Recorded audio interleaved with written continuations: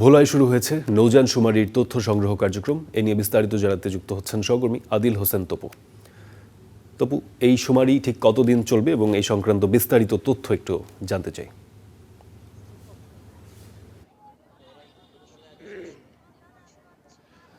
ফারদিন, মূলত উপকূলীয় জেলা ভোলা এটি একটি নদীবেষ্টিত জেলা।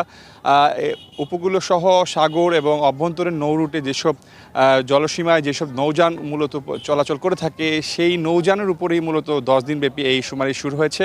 আজ থেকে এটি শুরু হয়ে চলবে আগামী 29শে আগস্ট পর্যন্ত। ইতিমধ্যে সকালবেলা বর্ণাঢ্য র্যালির মাধ্যমে নদীর পাড়ে জেলেদের নিয়ে এই মূলত এই শুমারিটি শুরু হয়েছে।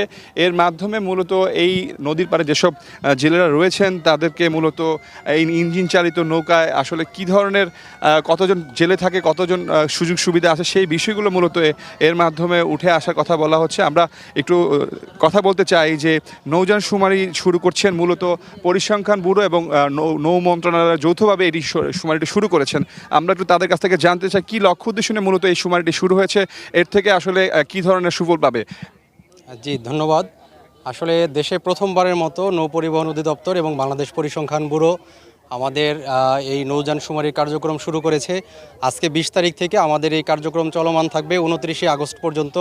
এখানে মূলত দেশের সকল ইঞ্জিন চালিত নৌযান, যেগুলো আমাদের ফিশিং বোট, ছোট বড় যত ইঞ্জিন চালিত নৌযান আছে, লঞ্চ, আমাদের বালিবাহী যে কার্গোগুলো আছে, সবগুলো আমাদের এই শুমারির গণনার মধ্যে আসবে। আমাদের মূল উদ্দেশ্য হলো, যেহেতু এটা প্রথমবারের মতো আমাদের এই শুমারিটা হচ্ছে, এখানে বাংলাদেশ সরকারের কাছে কোনো ডেটাবেস ছিল না।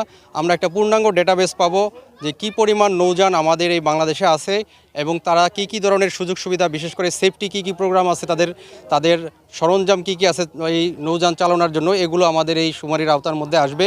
এবং এইটা শেষ হওয়ার পরে আমরা মূলত এই নৌ পরিবহন খাতের যত উন্নয়ন আছে সরকারের, সেটা যাতে পরিকল্পিতভাবে উন্নয়ন করা যায় সেটা আমরা করা যাবে, যেহেতু আমাদের কাছে একটা ডেটাবেস থাকবে। এছাড়া অনেক সময় আমাদের নৌ দুর্ঘটনা হয়, সেই নৌ দুর্ঘটনা আমরা এটার মধ্যে থেকে আমরা কমিয়ে আনতে পারবো। এছাড়া তাদের অন্যান্য সামাজিক নিরাপত্তার জন্য এই তথ্যগুলো কাজে লাগবে।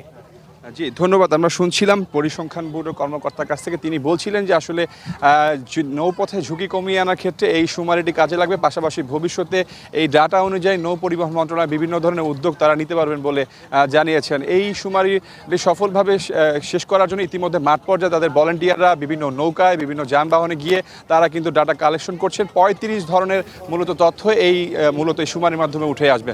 পরবর্তীতে এটি ঘটা করে মূলত নৌ পরিবহন এবং পরিসংখ্যান ব্যুরো তারা প্রকাশ করবে বলে জানিয়েছেন। ফারদিন, এই ছিল ভোলা থেকে।